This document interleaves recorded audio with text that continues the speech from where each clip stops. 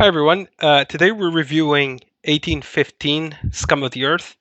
This is a card game published by Hall or Nothing and designed by Tristan Hall. 1815, as you can see here on the cover, it's a Napoleonics game. It's a card game that simulates the Battle of Waterloo. This is actually the third game in this series, the series that they call Historic Epic Battle System. The previous games were 1066, Tears to Many Mothers, which simulates the Battle of Hastings, and 1565, St. Elmo's Bay, which simulates the Great Siege of Malta. Now, this is the third game in the series, and this game can be combined with the others, or the three games can be combined. You can play with factions, one game against the other. However, I haven't done that. I've only played this game in the series, and I feel like mixing the games is I guess a nice to have, but it probably breaks theme. The game is designed for 1 to 2 players. It includes an official solo mode, so you don't need the house rule or anything. It includes a solo mode, and it's actually quite good. And it plays in about 30 to 40 minutes. I would say during my gameplay, both 2 player and solo, perhaps 40 to 45 minutes is realistic. I just want to mention that the game is called Scum of the Earth because this is at some point the Duke of Wellington actually referred to his men as Scum of the Earth. Not a nice way to put things, but it is what it is. Just looking at the components, the game, as I mentioned, the game is based on cards. There's no board. I think there was a Kickstarter with a player mat, which is nice, but it's not needed. And the game just comes with cards and some counters, as you'll see. Essentially, one player plays the British, the other player plays the French. The French have a deck of cards which are marked like this in blue with the French flag, and the Brits play with the Union Jack deck. So it's a separate set of cards. And there's going to be different types of cards, which I will explain in a second.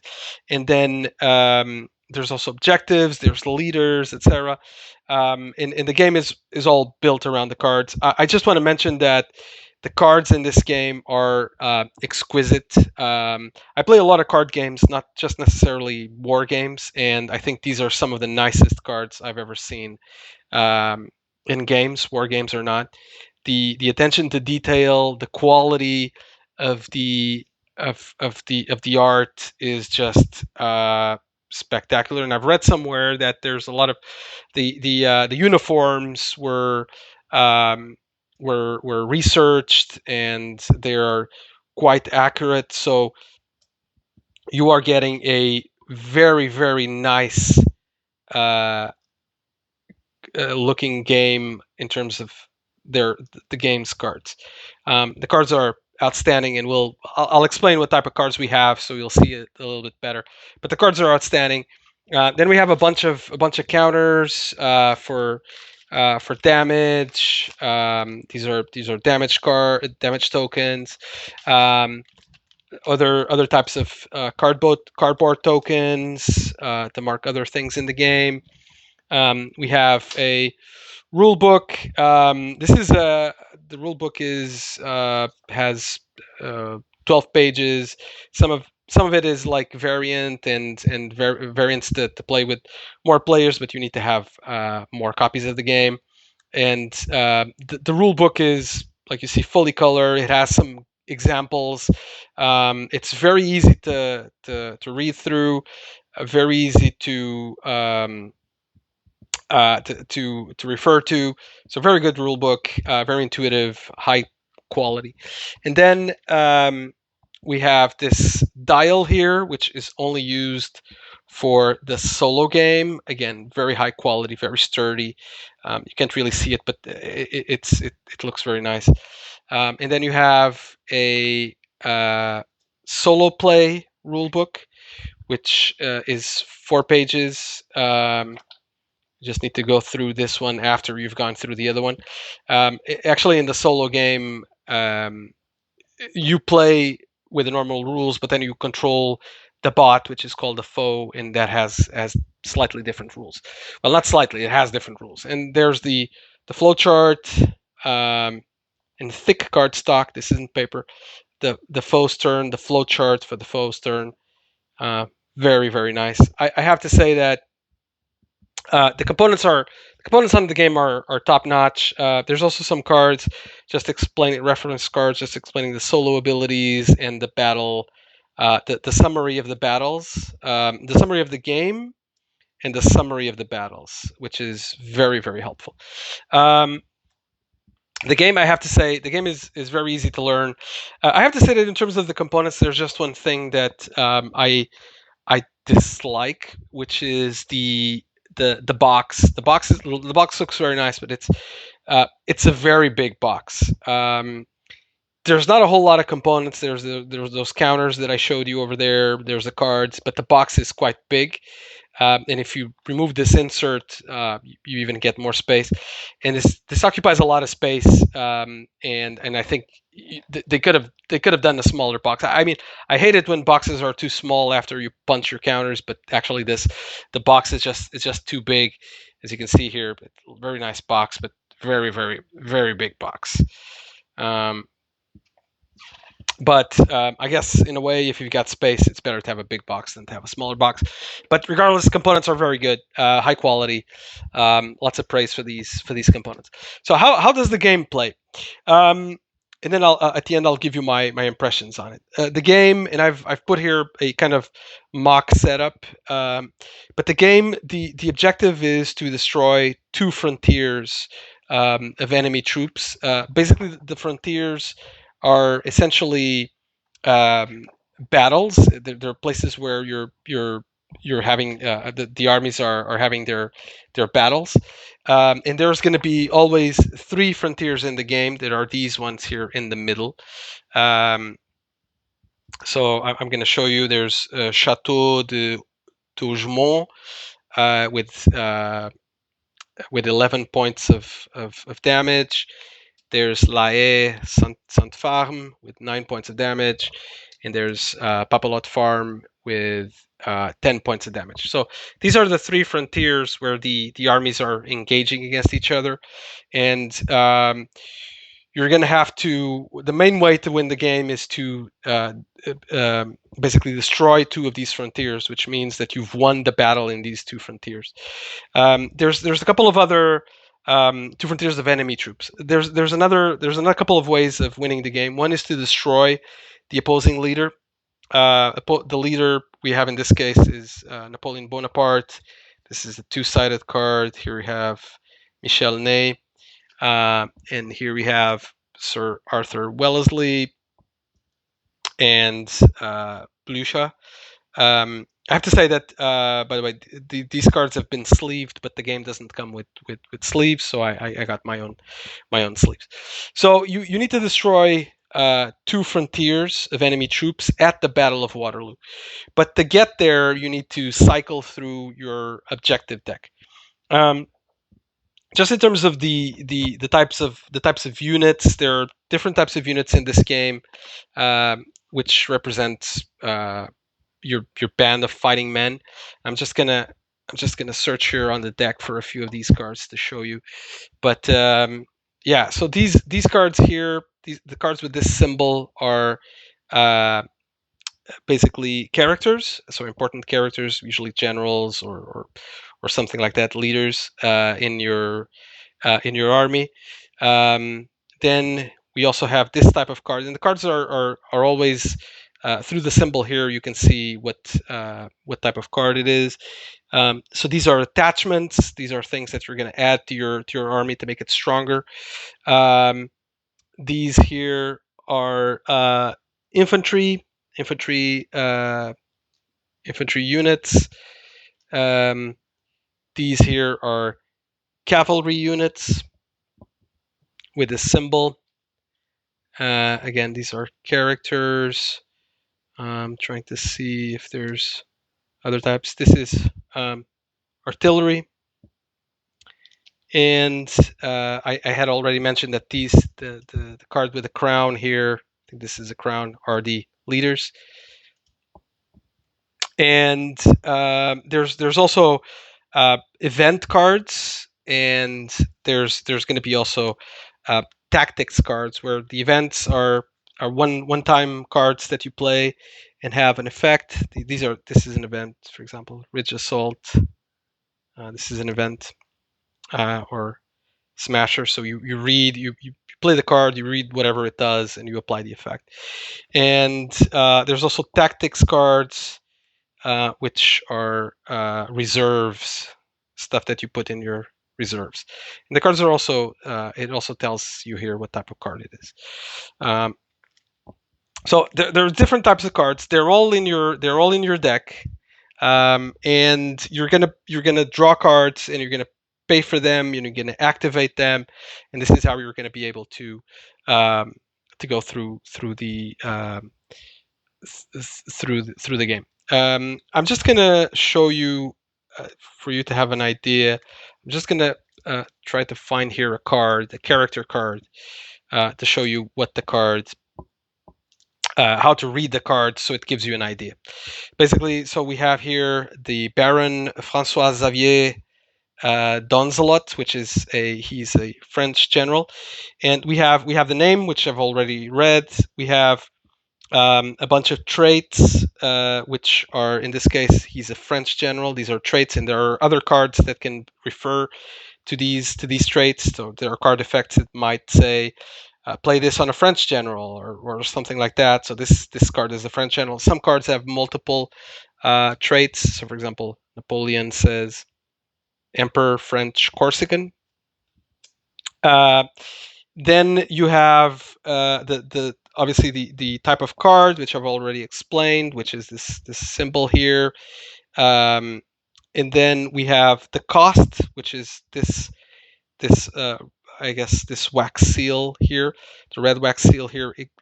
The cost of the card. This is how much you need to pay to put the card in play, or in the case of events, for example, to play the card. Um, you have then you have some characteristics. This cross here is the zeal. The higher, the better. This one here is the might. The cannon is the might. Again, the harder, the better. And the teardrop is the health of the card. So zeal, might, health. And then this green logo here, this green wax seal here, indicates how many resources this card can generate, if any. Not all cards can generate resources, but if they can, it's given here. And then the special abilities for the card are mentioned here. So in this case, the card says played. So you activate this when you play the card, and it says skillful. Tire and mire one non-leader enemy in this card's frontier. So it has a positive effect, um, where you basically tire and mire one enemy cards in the same frontier. So if I play this card here, this is going to have the played effect on a card that my opponent might have on this side here. Um, and each card will have its own effect. So you do the setup, which is quite quick, and then we go through a series of rounds. And the good thing about this game is that you don't have a round and then your player does. You have a bunch of actions, and then your player does all of their actions, and then the round is over, etc. Like in some games where you need to wait for your opponent to do 3 or 4 actions. In this case, it's I do one action, you do one action, I do one action, you do one action. So there's very little downtime, which I very much like in games, in all types of games. So the game is played in 4 rounds: preparation, deployment, frontier, and objective. Preparation is basically very quickly. You check if the victory conditions have been fulfilled. And I don't know if I mentioned, but if at any point your opponent runs out of cards when drawing cards, then your opponent has lost the game. That's so. Besides, the main way to win the game is by destroying 2 of the frontiers. The second way to win the game is to kill off your opponent's leader. So in this case, we have Napoleon here. The third way is that your opponent runs out of cards on the deck. But the most common way is for 2 of the 3 frontiers to be defeated. and basically this is a phase where you're gonna draw cards, you're gonna ready cards, etc. Ready, by ready we mean that cards. There's a bunch of cards that, in order to be activated, need to be exhausted or tired, which is, if you've played card games like Magic the Gathering, it's basically you say, I'm using this card, you flip it, and then you ready it back again. And so, for example, an example of this card would be to use this one resource to pay for something. I would just say, okay, I'm using one resource, so I will exhaust it, and then in the preparation phase, I will ready the card. So preparation, that's the first phase of the game, quite simple. Then the deployment phase is the phase where you're going to spend most of your time, because you're going to play a card. You're going to play a card from your hand, or you're going to execute an action. And you can also sacrifice a card if you want and pass. Um, just bear mentioning that once you've passed, your opponent can still do actions until they've run out of what they want to do, and then they pass. Um, but the two main actions here are to play a card and to execute an action. So basically, to play a card, you have a bunch of cards in your hand. Like I mentioned before, you have the costs of the cards here at the top, and in order to play a card, you need to pay its cost. The way to pay its cost, let's say that I want to play, I have this card in my hand, so it's another French general, and I want to play this card and put it in battle. The card costs 4 resources. I can pay for these 4 resources with a combination of either resources from other cards that are in play, like this one, unexhausted, and or other cards that I have in my hand that I can discard. So let's say to pay this 4, I can either use 4 resources if I have them on the table, or I can discard 4 cards, or I can do a combination of those. So I can, for example, tap this one for 1 resource and then discard 3 cards, and then put the general in play. Um, Basically, so the units. The important thing is that the units, so the characters, the infantry, the artillery, etc., need to be played in a frontier. So like I mentioned in the beginning, we have these 3 frontiers here: the center flank, the left flank, right flank. And this is where the mat, the Kickstarter mat, comes into play, because the game is played over a 9x9, a 9x9, or sorry, a 3x3, a 3x3 setup. So let me just put this a little bit here to the top. So basically, and I'm just going to do a kind of a mock, but so the way this would work is, for each of the frontiers, you have 3 vertical spaces. So this would be a frontier fully stacked. You can see the cards. I guess I can just put these cards over here to the top. But basically, this is the 3x3, so 9 spaces that you can occupy in your frontier. So we have up to 3 cards in one frontier, up to 3 in the middle one, up to 3 in the other one.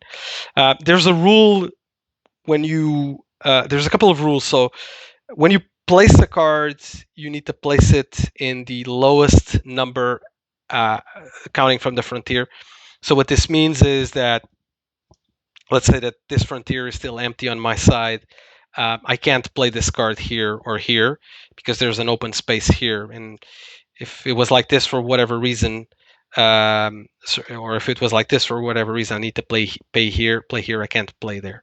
I can also sacrifice cards to come out of the game if I want to. If I want to have space to remove a card. So, and the way this works is, if I remove a card, then these get pushed towards the frontier.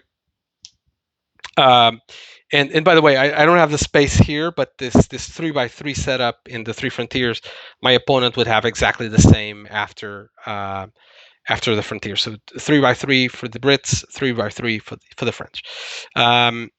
Then there's tactics cards, which you can place on your reserve side. So these are no, this is an event. The tactics cards you will play on your. So by the way, the attachments are played on units that you have. On units that you have to make them stronger. And the tactics cards are played in what is called the reserve stack. So this is a tactics card. Basically, this is played to the side. There's like a reserve to the side that's not part of the frontier setup. And then finally, we have the events. The events are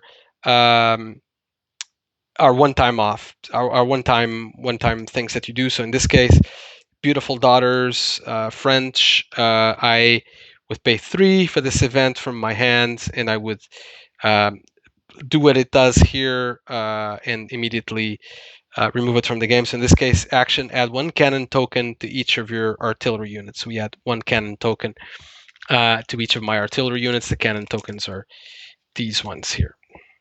It makes my artillery unit stronger, and this is, as you can see, this is a particularly strong card if I have a lot of artillery already there.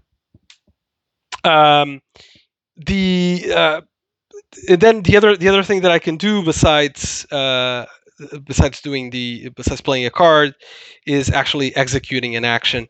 Executing an action means doing something that the card says action. For example, this French Marshal General says action Bloodlust. That sounds ominous. Bloodlust, discard 1 damage to deal 1 damage to one enemy in this card's frontier. So this card would take 1 damage. They have 3 life, so maybe they're still alive. And you deal 1 damage to any enemy in the same frontier. So it would have to be on this frontier and Papalot Farm. And once you use an action, you exhaust the card.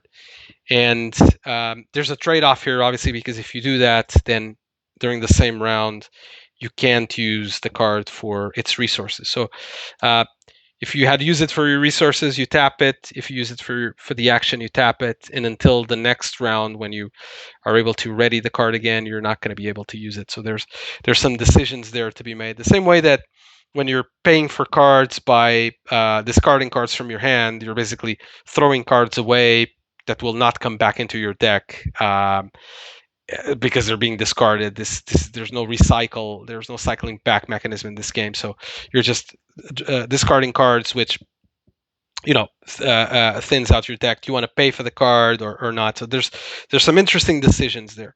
And then what you need to do is you need to go through a series of objectives before you reach Waterloo. So each player has a deck of objectives from A to G, and they're marked here. So this is A, escaping exile. By the way, everything here below on these cards, below this separation here is just is just flavor text, historic flavor text. It's interesting, but it has no effect on the game. So this is the name of the attribute. This is the name of the objective. This objective is a very straightforward one. So I'm just gonna go here.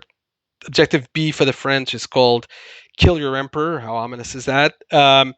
And it lists here what you need to defeat it. So in this case, you need 2 zeal to defeat it, and how much health it has. So in this case, it has 7 health. And basically, it has some effects here. So what you're going to do is both the British and the British player has its objective deck here as well. Both you and the British player will need to go through these objectives, defeat these objectives, achieve its conditions. So then you can make it to Waterloo and you can start inflicting damage on the frontiers.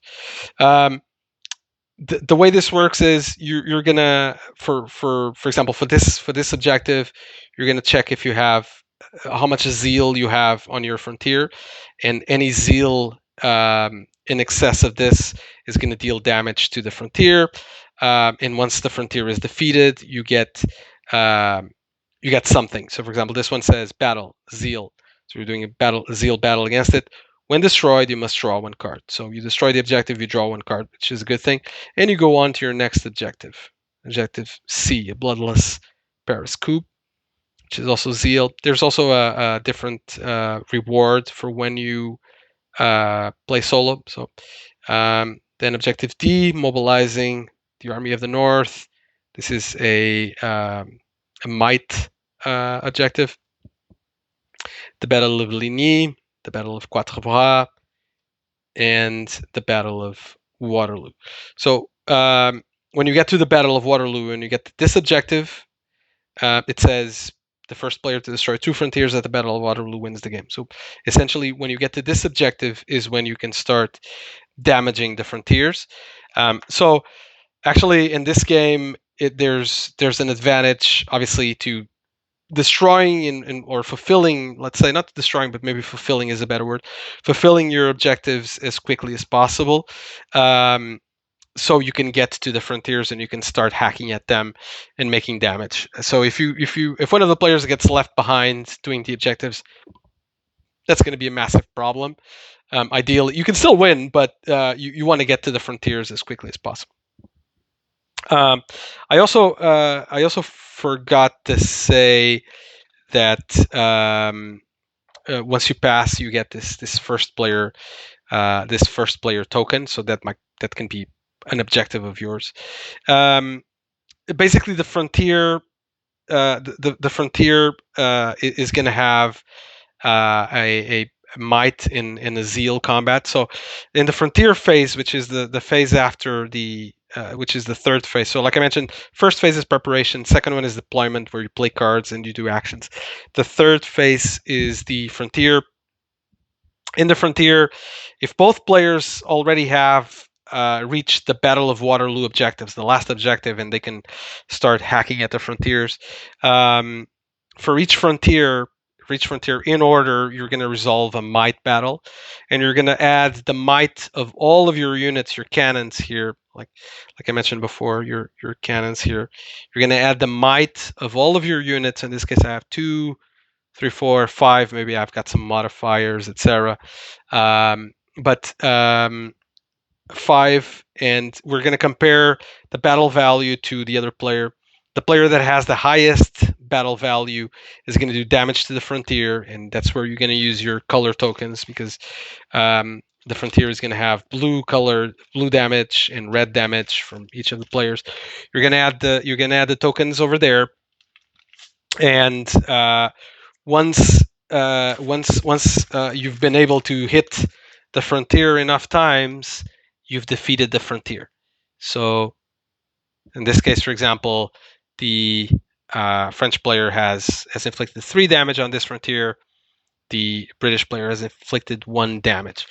So, and basically, there's also zeal combat, which it happens if only one of the players has reached the objective. And I'm not going to go through it, but it's a slightly different type of battle where the player that hasn't reached Waterloo cannot inflict damage. But if they have high enough zeal, they can at least mitigate things. But again, you want to reach Waterloo as quickly as possible. To win the frontier, basically, once you've hit the frontier, once you've hit the damage on the frontier. So this one, for example, is 11. A French player already has 3. Once you've hit the number, you claim the frontier. There's some tiebreakers, and the player that gets to get to 2 frontiers wins the game. And then the last phase is the objectives. The objectives is I've already explained. You need to cycle through your objective deck. You can do basically you're going to skip it if you're already at Waterloo, but until you get then, you need to basically try to defeat your frontier your objectives. I'm also just going to show here a little bit of the cards. So Congress of Vienna. This is for the British player. Wellington takes command, and the Allies declare war, and a few other objectives. Like I said, the Duchess of Richmond's dazzling ball, the Battle of Quatre Bras, and then you get to Waterloo. like I said, these cards are the illustrations on the cards are just. I mean, look at this. They're just magnificent. I think, and this one, like this is the last British one, the Battle of Waterloo. I think that's basically the game in a nutshell. There's a bunch of other stuff in terms of card abilities. Um, there's some miscellaneous rules, and there's card abilities. There's I haven't gone through the tactics very well, and there's things like boost, mired, reserves. There's responsibilities, and a few other things. The game also comes with some variants. Where you can do some drafting, or you can switch up the order of your objectives. So there's a couple of variants. Um, I haven't gone through all of them, but there's you can see here on the last page of the rule book. Actually, there's advanced deck variant, advanced drafting variant, advanced drawing variant, advanced leaders variant, and advanced objective variant, which makes the game slightly different. Um, so this is the game in a nutshell. I haven't gone through everything, but that's not the objective. It's just to give you an idea of how the game plays. What do I think about the game? I think the game is it's a pretty good game. It's a pretty good game. It's a solid card game. I think it's very cleverly built, and I think it feels very easy to play in the sense that setup is quite quick. Um, you can learn how to play the game in 20 minutes. Now, I do think that the solo game is going to take you a little bit more time to get through. Um, so I think the two-player game is very easy. You can learn it in 20 minutes. Anyone can learn this in 20 minutes. But then you need to learn the solo mode. You're going to need a little bit more time. Once you've done it, and once you've used that flow chart a couple of times, then it becomes very intuitive. But it takes a little bit getting used to. But it's an easy game to learn. It's a game also that you can teach to non-war gamers, because it has a lot of. If you're playing this with someone who's played card games like Magic the Gathering, they will get some of these things: the way you pay for the cards, the way you exhaust the cards, etc. Um, but it's very much a game with its own system. So I don't think there are certainly here elements that I've seen in other games, but it's very much its own system. So I wouldn't say that this is necessarily copied from other games. It's very much its own system. It's original. I assume that this is very similar to the other games in the series, which I haven't played. Um, the components, like I said, are a big plus for me. The cards are just wonderful. They look stunning. Um, I think the game shines through its decision making. There are very tough decisions here, because you have your hand of cards. You have limited resources. You can tap cards for resources, but then you can also discard cards, put cards on the table. You want to strengthen all the frontiers at the same time, so you don't want to be weak in any of the frontiers. You want to go through your objectives as quickly as possible. Are you setting yourself up for something bigger, or do you want to do quick damage? So there's a lot of different ways that you can strategize around this game, especially considering that there's many different types of cards. So like I said, there's the tactics. There's the different types of units: infantry, artillery, cavalry, which do other things. There's different types of abilities. So obviously prepare yourself to read quite a lot of these cards, especially the first times that you play. You're going to have to do a lot of reading to understand. And you're probably going to have to do also a lot of reading from your opponent's side. Uh, then the game, I think the game does a fairly good job of feeling asymmetric. So the British deck is different from the French deck, and if you play with the other deck, you're going to have a different experience. Obviously, the same principles, because it's the same rules, but you're going to have a different experience. Um, I think the game offers good good decisions in the point from the standpoint that it's a tough game to strategize. Um, I think it's a cliche, but it's easy to learn, hard to master. I think the first time that I played this, in 20 minutes, I completely understood the rules of the game. It was very clear. But then once I started playing the game, I was like, hang on, what do I do now? What's best? How do I kind of start building my engine?